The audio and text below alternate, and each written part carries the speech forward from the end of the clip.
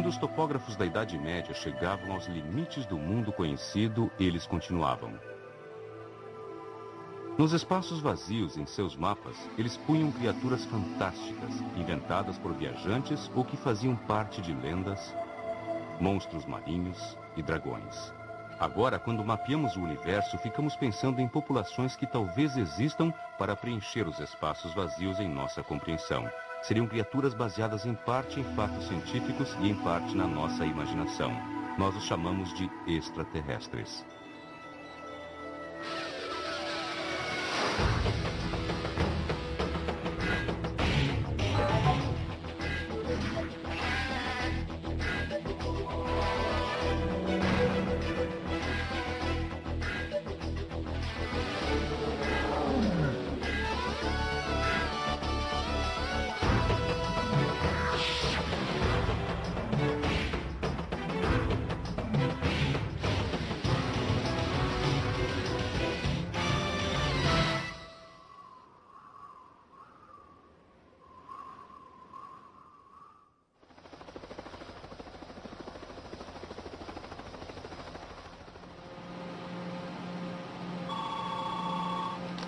Esta é a doutora Jill Tarter, que tem um dos mais estranhos empregos do mundo.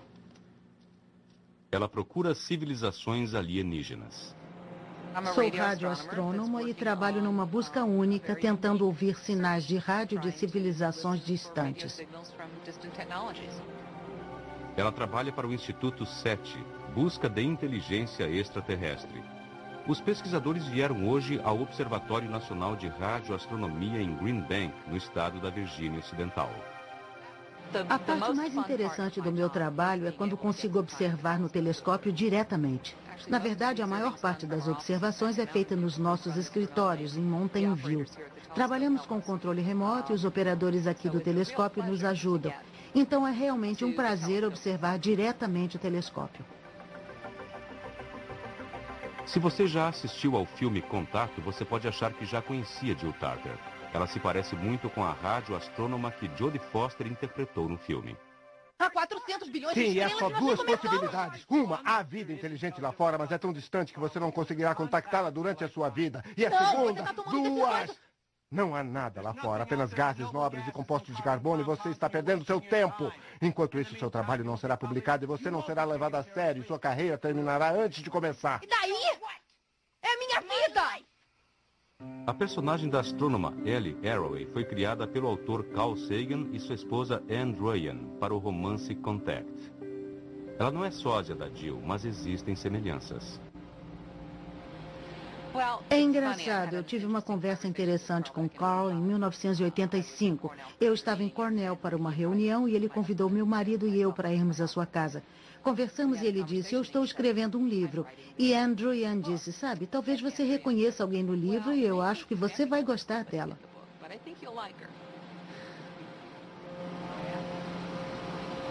Como Ellie no filme, Jill Tarter é brilhante, impulsiva e um pouco possessiva. A culpa é minha, eu me torno um pouco obsessiva com esse tipo de trabalho. Tem que ter paixão ou você não se apega a ele. Após ter recebido o diploma de doutorado em astrofísica teórica, ela trabalhou em vários projetos SETI para a NASA e para a Universidade da Califórnia. Eu fui uma criança muito detalhista. Tive um pai que adorava astronomia. Eu caminhava pela praia à noite com meu pai e ele apontava as estrelas. Eu adorei aquela época.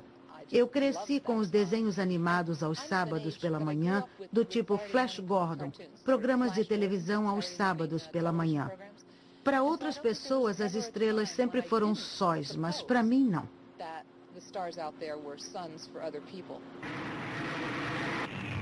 Mas de todos os jovens que cresceram com Flash Gordon ou com Buck Rogers, ou vendo filmes mal feitos sobre criaturas de outros planetas, pouquíssimos continuaram realmente a procurar pessoas sob outros sóis. Para mim, funcionou. Havia um público fascinado pelo assunto, mas um governo que não era. Um senador criou um prêmio a quem encontrasse vida em outros mundos, Prêmio dos Enganadores, uma menção ao desperdício de dinheiro de impostos.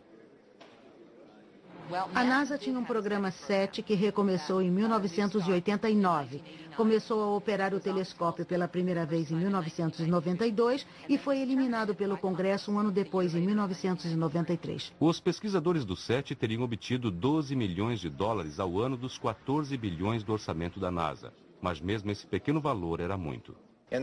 No caso do SET, as chances de sucesso são tão remotas e os prováveis benefícios para o programa são tão limitados que há pouca justificativa para 12 milhões de dólares dos contribuintes para serem gastos neste programa. Assim, o Instituto SET de Jill Tarter funciona à base de doações de pessoas e de empresas privadas. Se ela quer usar a antena parabólica do grande radiotelescópio do governo para ouvir sinais de vida além da Terra, ela fica na fila com outros pesquisadores e aluga o telescópio por $6 mil por dia. Para isso, ela tem que sentar numa sala sem janelas na base da antena, ouvindo os motores que movem o grande disco, olhando para a tela do computador que talvez lhe diga o que há de verdade no universo. Você sabe, existem 400 bilhões de estrelas somente em nossa galáxia. Se apenas uma em 1 milhão delas tivesse planetas, tudo bem, e se apenas uma em 1 milhão dessas tivesse vida, e apenas uma em 1 milhão dessas tivesse vida inteligente, existiriam literalmente milhões de civilizações lá fora. Mas se não houver vida, é um desperdício de espaço. Você está aqui, num pequeno planeta girando em volta de uma estrela de idade média, perto da borda de um enorme turbilhão de estrelas chamado galáxia. Olhe para cima. Numa noite clara, você provavelmente pode ver 2.000 estrelas, uma pequena fração dos 400 bilhões de sóis de nossa galáxia.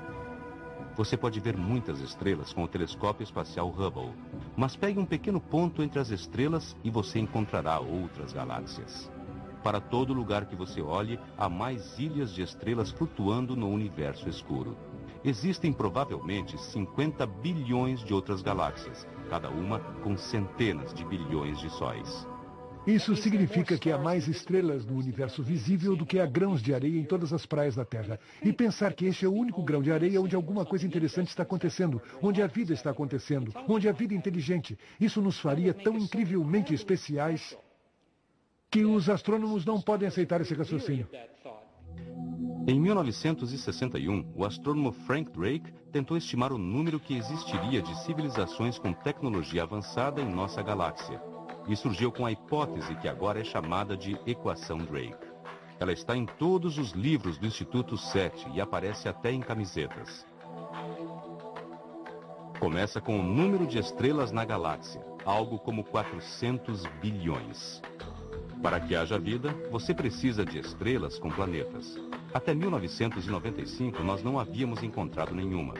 Os astrônomos começaram então a usar um novo equipamento que podia medir as menores oscilações de uma estrela com planetas. Eles encontraram sistemas planetários perto da nossa galáxia. O telescópio espacial até mesmo fotografou o planeta de uma estrela na constelação de Touro. Nosso planeta é mesmo uma minúscula parte do universo.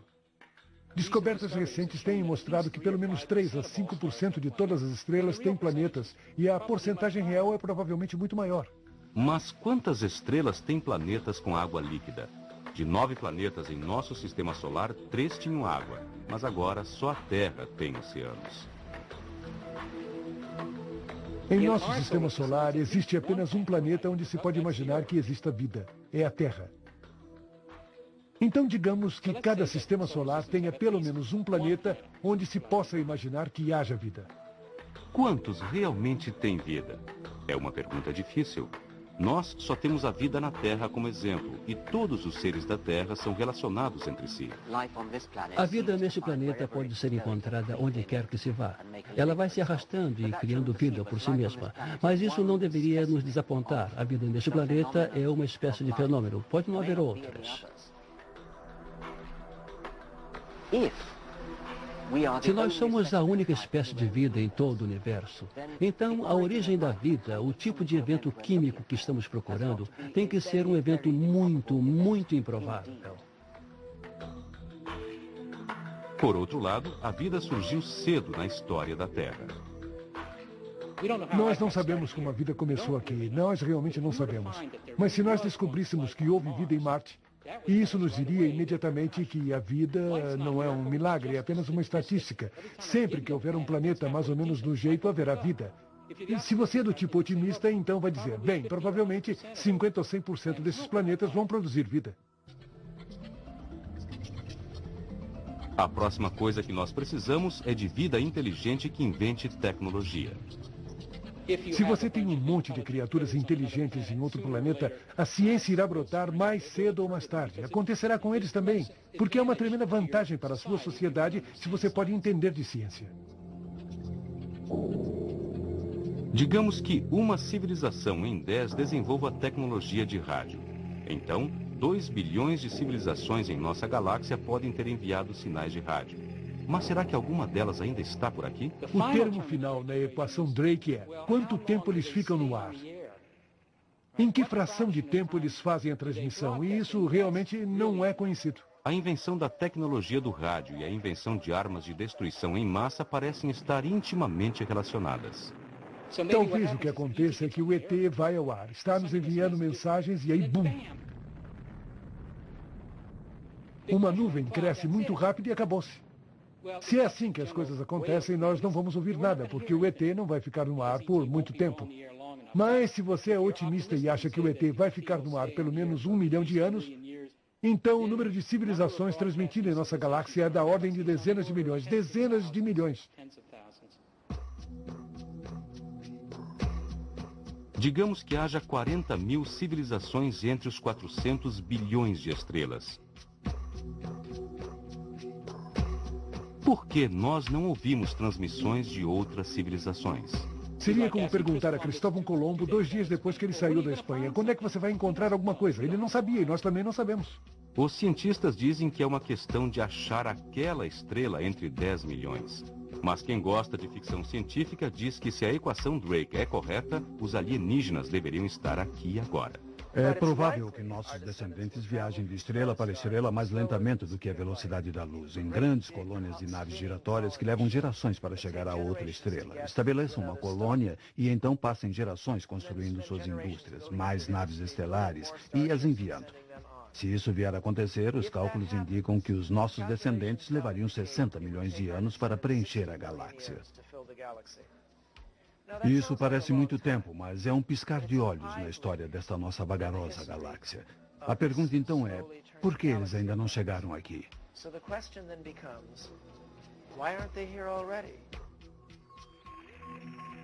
Possibilidade 1. As civilizações estão muito dispersas para fazer contato. Eu acho fascinante, assustadora e desencorajadora a ideia de por quanto tempo a vida inteligente pode ser mantida. E como é que nossa pequena partícula no espectro do tempo coincidirá com outra partícula de vida inteligente para que nós possamos nos encontrar. Possibilidade 2. Nenhuma outra civilização desenvolveu tecnologia. Nós podemos ir lá fora e encontrar muitos e muitos alienígenas, mas eles são golfinhos, são polvos, eles são estranhas criaturas aquáticas que nunca saem dos seus planetas. Nós nos encontraríamos e apertaríamos seus tentáculos com nossas mãos. Quem sabe haverá muitos outros seres com quem poderemos conversar. Mas ninguém iria nos agredir porque nós seríamos aqueles que têm naves estelares. Possibilidade 3. As outras civilizações têm tecnologia, mas não têm curiosidade quanto ao resto do universo. Nós podemos ir lá fora e encontrar um monte de chatos, civilizações velhas, mesquinhas, que precisam aprender um pouco como se divertir. Ou talvez os alienígenas saibam tudo sobre nós, mas querem nos manter em reserva. E se nós estamos sendo mantidos ignorantes sobre uma civilização lá de fora, por que eles adoram nossa arte? Eles adoram nossa televisão.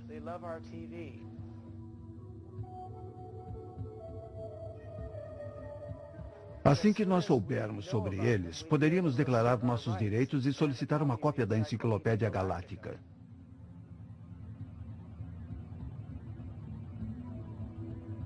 E podemos fazer um apelo formal. Se eles podem pegar as nossas ondas de rádio, eu faço um apelo formal agora, em nome da humanidade, pedindo entrada na Federação Galáctica.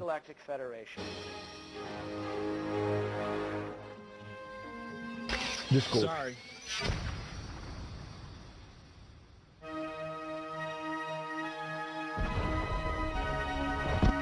Bastou o cinema ser inventado para os alienígenas terem logo o papel principal. Hoje, imaginar extraterrestres é um jogo, um esporte e uma indústria. Oi, gente. Seria ótimo se vocês todos pudessem ajudar com as barbatanas e tudo. Os efeitos são melhores, os alienígenas mais elaborados e isso gera mais dinheiro do que nunca. 1, 2, 3. Em 1997, o filme Homens de Preto faturou mais de 580 milhões de dólares. Levanta um pouco o microfone.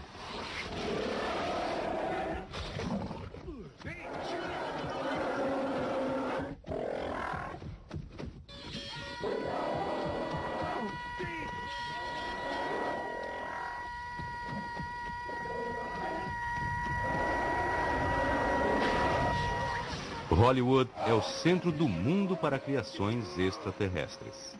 Olhe para a câmera, não se mexa. Os alienígenas de Hollywood variam de bolhas a insetos. Ultimamente, nossas telas têm sido tomadas por um tipo particular de extraterrestre, uma criatura careca e cinza.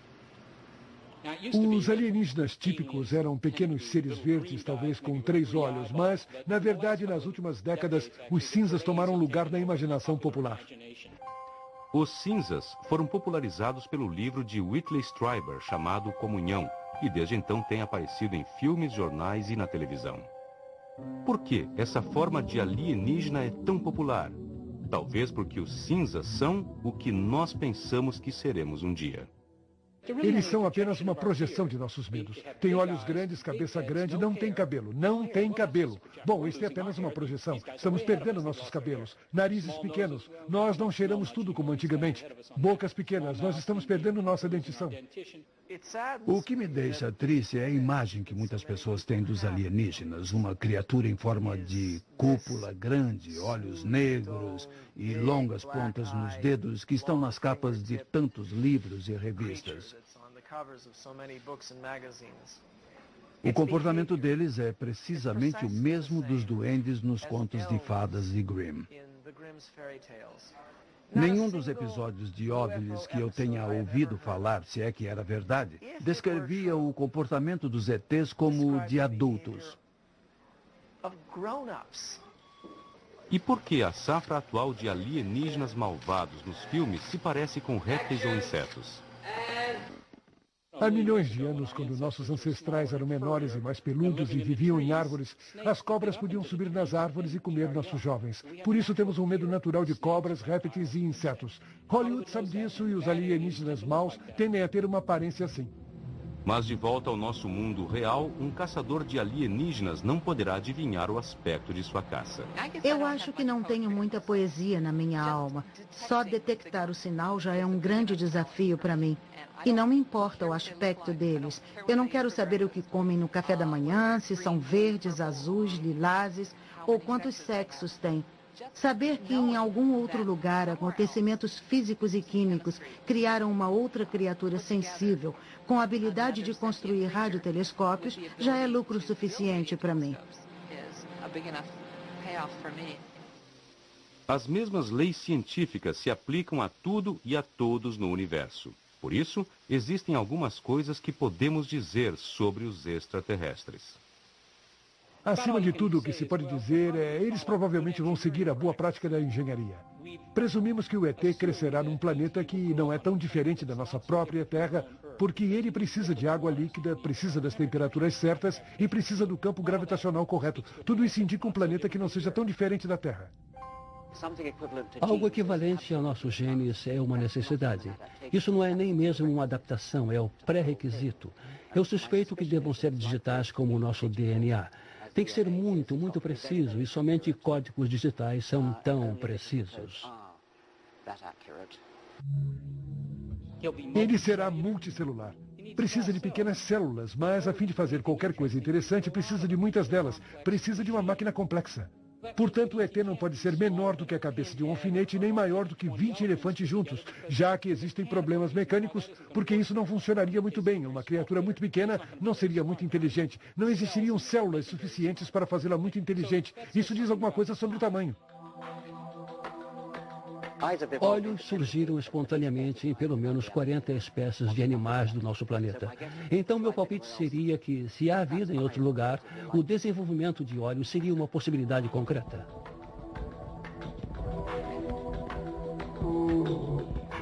Membros, precisa deles para se mexer. Pode imaginar animais com rodas? Isso não funcionaria muito bem, a não ser que o planeta viesse com estradas prontas. As pernas têm evoluído muitas vezes. Rodas nunca evoluíram, independentemente da tecnologia.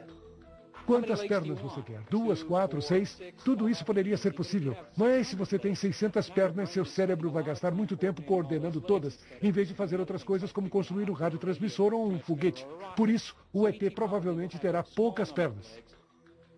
E o ET precisará de alguns membros adaptados para segurar ferramentas. Para criar tecnologia, o que você precisa é de uma espécie de anexo manipulativo. Um polegar, uma tromba ou algo que o permita modificar seu meio ambiente. Ele terá uma cabeça.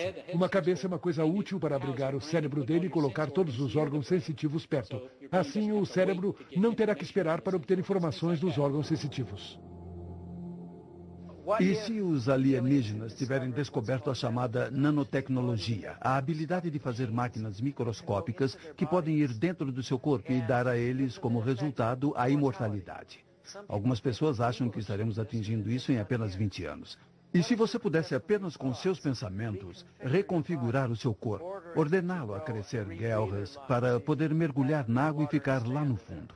Se essa tecnologia for possível, podemos pensar que os alienígenas podem reconfigurar-se à sua vontade. Os verdadeiros alienígenas estarão muito à nossa frente. Se puder entendê-los, eles dirão coisas interessantes, como enfrentar a vida, qual a cura para a morte e algumas leis da física. Na verdade, o alienígena mais inteligente não é aquele retratado no cinema, mas o que aparece na ficção científica como a nuvem negra de Fred Hoyle, uma nuvem de plasma animada. Era muito diferente dos humanos que têm 2 mãos e 2 pernas.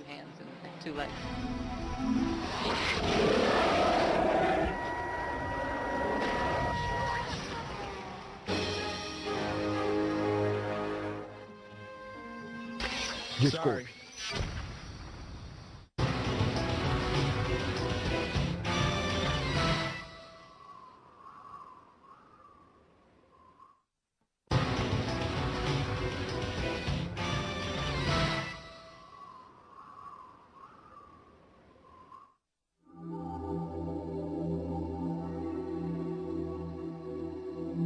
Você deve estar surpreso ao saber que encontramos vida em outro planeta.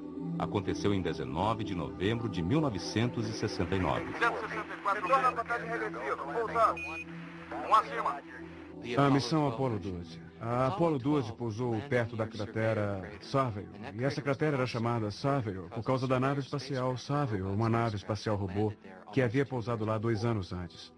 Os astronautas conseguiram pousar a certa distância, andar até a nave espacial Surveyor, pegar uns poucos pedaços dela e trazê-los de volta para a Terra. E quando os exobiologistas examinaram a câmera da Surveyor, havia uma bactéria chamada Streptococcus viva dentro dela. Essa bactéria não era da Lua. A nave espacial não foi corretamente esterilizada e a bactéria foi levada para a Lua e sobreviveu lá. Quando pesquisadores alimentaram a bactéria, ela prontamente começou a se reproduzir. Ela havia sobrevivido congelada a seco no alto vácuo da Lua. Isso prova que estamos apenas começando a descobrir como fortes e adaptáveis as coisas vivas podem ser.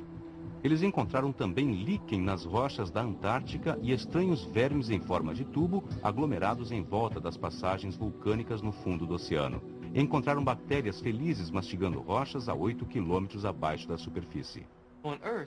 Foi somente na última década que aprendemos que existe uma completa biosfera de micro-organismos que vive abaixo da superfície.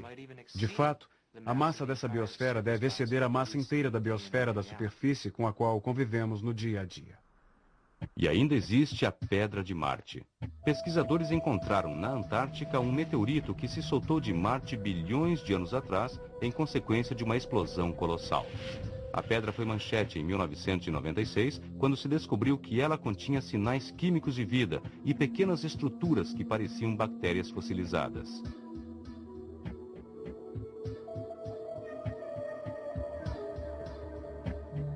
O debate sobre a Pedra de Marte continuou quando a sonda Pathfinder pousou no planeta vermelho. O pequeno rover rolou sobre algumas pedras e se descobriu que elas haviam estado um dia debaixo d'água. Toda essa planície já esteve coberta por um mar do tamanho dos grandes lagos americanos. Debaixo dessa superfície empoeirada e enferrujada, ainda pode haver água e algumas espécies de micróbios. Talvez não sejam muito inteligentes, porque vivendo lá debaixo do solo devem ser muito pequenos. Pequenos o bastante para pedir carona às pedras viajando entre a Terra e Marte. Esses dois mundos têm trocado pedras por 4 bilhões de anos e mais cedo ou mais tarde é provável que alguém tenha sorte. E então você tem que perguntar se a vida surgiu na Terra na mesma época em que Marte tinha água líquida fluindo em sua superfície, e parece ser o caso. É possível que a vida da Terra tenha colonizado Marte? Poderia também ter acontecido o oposto. As probabilidades indicam que nossos ancestrais podem ter tido origem em Marte e tenham sido trazidos para cá por meteoritos marcianos, para um local onde o meio ambiente permaneceria estável por muito mais tempo. Nesse caso, talvez sejamos os próprios extraterrestres que estamos procurando. Agora, a NASA está estudando um outro mundo que contém água em nosso sistema solar. Europa. Uma lua que parece uma bola quebrada de bilhar circulando o planeta Júpiter. A sonda espacial Galileu enviou de volta fotos das rachaduras e sulcos na sua superfície gelada, que podem ter sido causadas por aquecimento de água líquida no subsolo. Europa pode ser o local mais hospitaleiro para a vida em nosso sistema solar. Europa pode ter outro oceano do nosso sistema solar. E o volume desse oceano é provavelmente quase o mesmo do volume do oceano na Terra. Pode haver vida que talvez tenha precisado de bilhões de anos para evoluir. Bom, existe alguma vida inteligente em nossos próprios oceanos. Pense nos golfinhos, nas baleias, e o que dizer dos polvos e das lulas. Mas eles não fabricam ferramentas, não constroem radiotransmissores. Porém, é concebível que exista vida inteligente nesses mares escuros de Europa.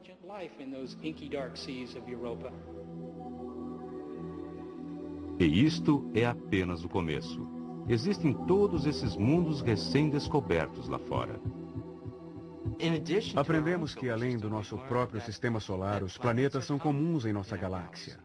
Temos visto discos protoplanetários onde sistemas solares são formados. Temos indicações da existência de planetas 9 ou 10 sistemas solares além do nosso. E temos todas as razões para esperar que existam muitos mais. Isso tudo veio junto nos últimos 10 ou 15 anos. Isso está tendo um impacto no modo como planejamos nossas próximas explorações. Esse impacto pode ser claramente visto na decisão de Dan Gold da NASA de colocar mais recursos à disposição desta área. Uma coisa que a NASA não está fazendo é participar da busca de inteligência extraterrestre por rádio. Ninguém na agência espacial quer desafiar a fúria das comissões de orçamento do Congresso. Imagine que somos alienígenas de um mundo próximo. Poderíamos reconhecer que há vida na Terra? É uma pergunta fundamental. E como se faz para encontrar uma civilização alienígena? Como faria um alienígena para nos encontrar? A observação visual não funcionaria muito bem.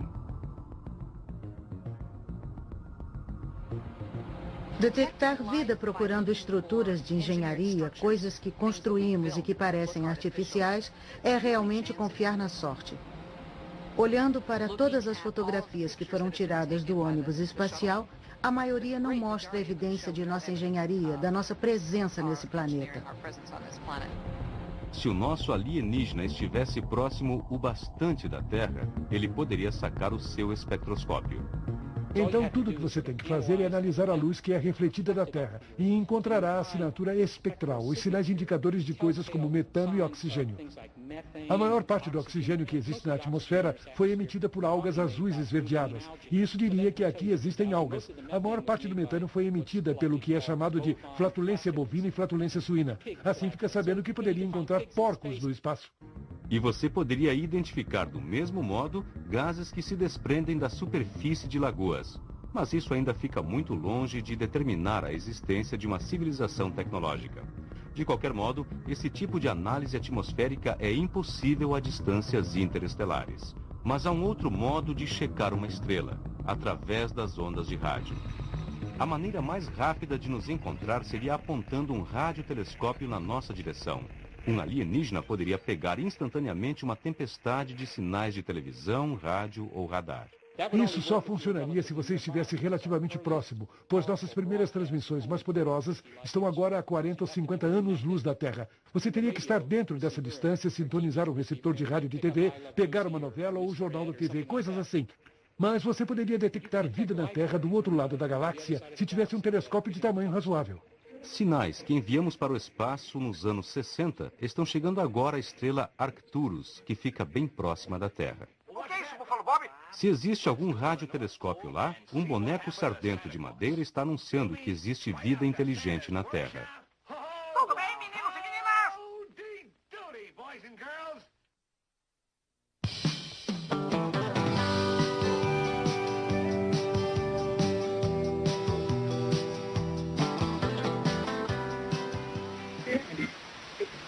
Sintonize um rádio FM entre duas estações e você vai ouvir um chiado.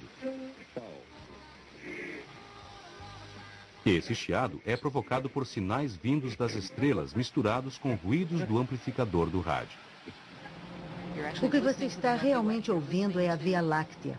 Você está ouvindo os elétrons que estão girando em torno das linhas do campo magnético na Via Láctea. Você pode realmente ouvir a galáxia no seu rádio.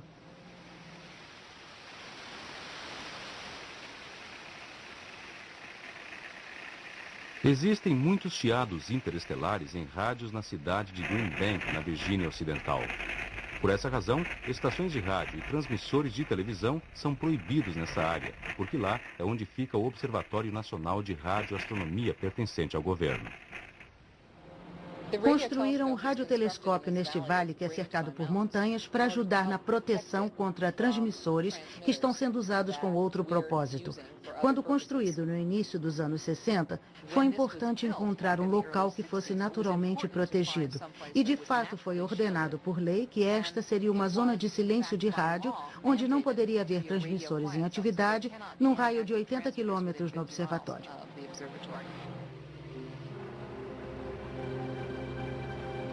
Radioastrônomos usam antenas parabólicas como estas para estudar o universo. Eles pegam ondas de rádio naturalmente emitidas por tudo, de galáxias a estrelas até simples átomos de hidrogênio que flutuam no espaço. Foi assim que descobriram pulsares e quasares e mapearam a superfície de Vênus.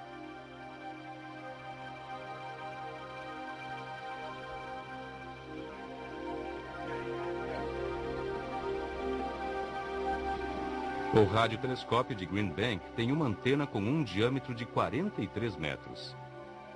E o novo, em construção, será maior do que um campo de futebol. As antenas têm que ser grandes, pois os sinais das estrelas são fracos. Esses são sinais realmente muito fracos.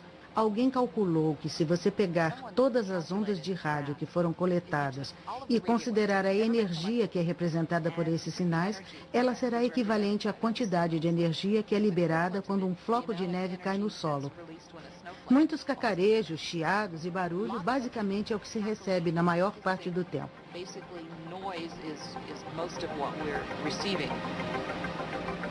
Todos entenderam? Sim, continue. Quando o Instituto SETI tem uma chance de usar o telescópio, a primeira coisa a fazer é montar um receptor de 1 tonelada no ponto focal do disco. Para minimizar o ruído dos equipamentos eletrônicos, o aparelho é resfriado com hélio líquido a uma temperatura de 5 graus acima do zero absoluto.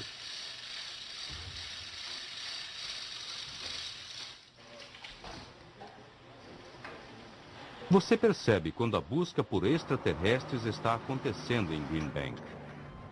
Há uma van blindada cheia de processadores de sinais e computadores ligados à parte de trás do telescópio. O projeto é denominado Fênix, como o pássaro místico que se levantou das próprias cinzas. Os técnicos podem passar o dia inteiro conectados a receptores do tamanho de cabines telefônicas apenas para perceber que a coisa não está funcionando. Aí eles baixam a antena, sobem na torre de serviço e começam a desmontar as coisas. Isso é azul ou amarelo? Azul ou azul marinho. Eu vou gritar preto. Ok. Olhando para ambos. Eu não vejo nada. A operação pode ser paralisada por causa de uma fibra ótica suja. Encontramos uma luz aqui, Gary. Mude a luz. Quer que eu pegue eles de volta? E isso reduz o tempo de observação de Jill. Agora de Green Bank, observamos pouco mais de 210 estrelas. Aqui é onde estávamos ontem, quando eu comecei a operar. Na verdade, observamos mais 6 estrelas ontem à noite. Nós vamos observar 1000 estrelas com essa busca. Elas todas estão muito perto. A mais distante está a cerca de 155 anos-luz de nós. As observações que estamos fazendo aqui, se você cobrir completamente a faixa de frequência, tomam 12 horas por estrela. Ninguém sabe a frequência exata que os extraterrestres devem estar usando. Mas há uma área silenciosa natural no espectro de rádio perto da frequência dos átomos de hidrogênio. Qualquer alienígena lógico saberia o que nós sabemos. Esse é o melhor lugar para se enviar um sinal. Os receptores da SETI e os computadores dividem a área silenciosa em bilhões de canais. Eles escutam cada canal por 1 milésimo de segundo. O telescópio é extremamente sensível. Poderia facilmente encontrar telefones celulares em Marte. São apenas uns poucos fótons que sacodem uns pares de elétrons num transmissor e são amplificados imensamente. A grande amplificação significa que existem alarmes falsos. Quando observando com uma antena simples, há uma chance em 30 de que um barulho casual no equipamento possa aparecer como um sinal. Acabamos de pegar um desses 1 em 30. O que aconteceu é que um sinal foi detectado. Quando o telescópio foi desviado da suposta fonte, o equipamento não indicou a queda do sinal. E quando voltamos à posição, eu não vi o sinal novamente. Isso quer dizer que ou há um extraterrestre que decidiu falar conosco por menos de 1 milésimo de segundo, ou é devido ao fato de que operamos com um único telescópio, e há uma entre 30 chances de o barulho disparar uma detecção.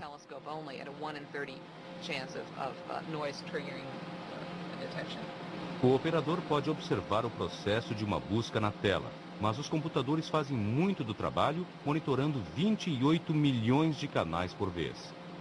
Quando algo é detectado, o computador movimenta a antena para fora do alvo e então volta para se assegurar de que o sinal está realmente vindo daquela parte do céu.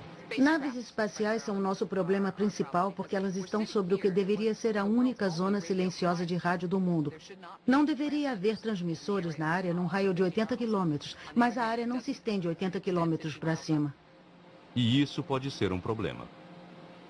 Nós estamos começando a desenhar uma curva enorme que tem agora, na verdade, mais de 50 mil detecções. Isso é horrível, horrível. Eu posso não querer observar por aqui de novo. Sabe, eu sei quando me derrotaram. Eu não posso construir um equipamento para detectar um simples sinal fraco e que se esconde ao mesmo tempo. Foi um sinal de frequência modulada de faixa larga. Suspeito que foi apenas a telemetria de uma nave espacial.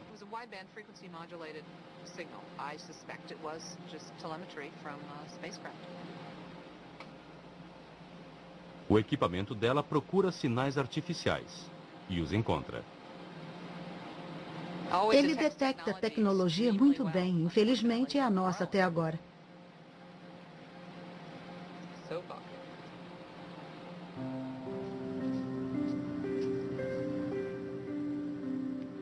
Então, Jill e seus colegas sentam-se lá entre o zunido de seus ventiladores, afagando seus excêntricos equipamentos e ouvindo o universo, estrela por estrela.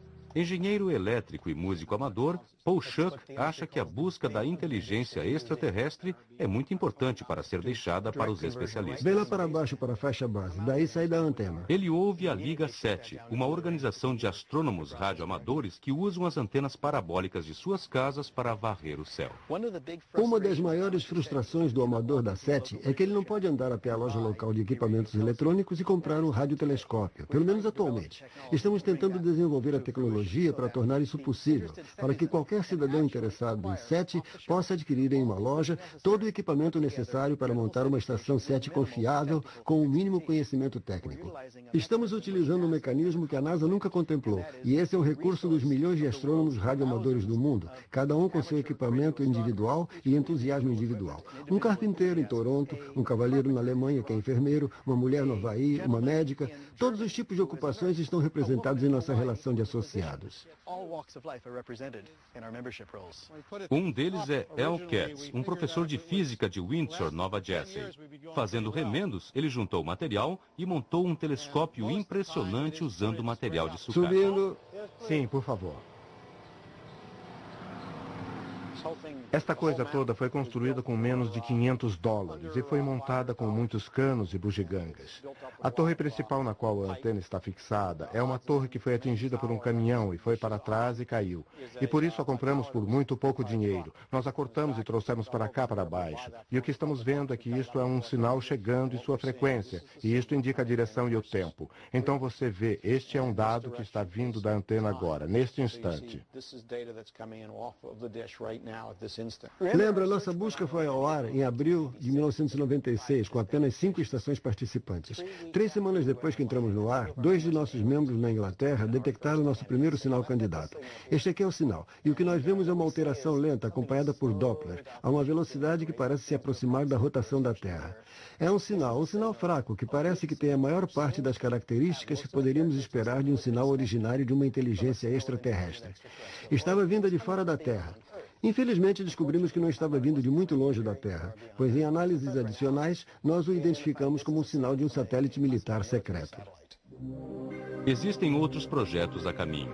A busca da Universidade Estadual de Ohio é famosa por este sinal, o UAU, apanhado em 1977. Este ponto no céu tem sido procurado frequentemente, mas o sinal só apareceu uma vez. Existe um outro tipo de busca sendo feita usando o radiotelescópio de 300 metros montado em Porto Rico. Ele não procura determinadas estrelas-alvo. Seu receptor pega carona enquanto outras observações estão a caminho e cobre 1/3 parte do céu a cada 6 meses. Foram monitorados acima de 500 trilhões de sinais nos últimos 6 anos, sem nenhum sinal de vida. Como a interferência no rádio cresce sempre na Terra, os pesquisadores do SETI estão falando em montar um posto de escuta no lado mais distante da Lua. Esse lado nunca fica de frente para a Terra e é o único lugar no sistema solar onde os barulhos da terrinha não estão poluindo os céus do rádio. O que realmente está lá fora vai depender finalmente de quanto tempo dura uma civilização tecnológica. O astrônomo russo Nikolai Kardashev pensou que, dando tempo suficiente, poderiam existir 3 níveis de civilizações avançadas. Tipo 1, civilizações que aproveitaram o poder do átomo, mais ou menos onde estamos agora. Tipo 2, civilizações que fariam uso da potência energética total de uma estrela. Talvez eles tenham quebrado os planetas e colocado os pedaços numa concha em torno do Sol.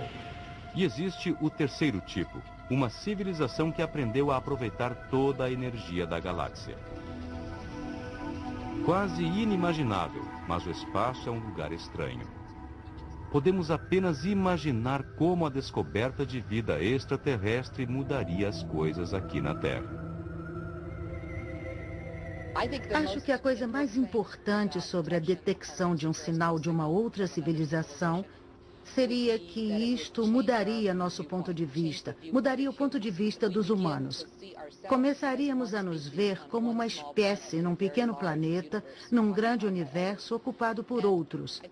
E acho que ficaríamos enormemente impressionados pelas diferenças entre nós e qualquer outro lá fora. Eu espero que isso faça diminuir as diferenças entre os humanos, que achamos tão difíceis de tolerar hoje, e nos dê a perspectiva global ou cósmica que fará a humanidade funcionar como uma única entidade. Give us this global or cosmic perspective that would make humanity function as a single entity. Então, de um jeito lento, em Green Bank, Mountain View e Arecibo, a busca continua. E os radioastrônomos olham suas telas e se preparam para celebrar o momento em que nós descobrirmos que não estamos sozinhos. Em todos os locais de observação temos um refrigerador e aí vai encontrar pelo menos uma garrafa de champanhe.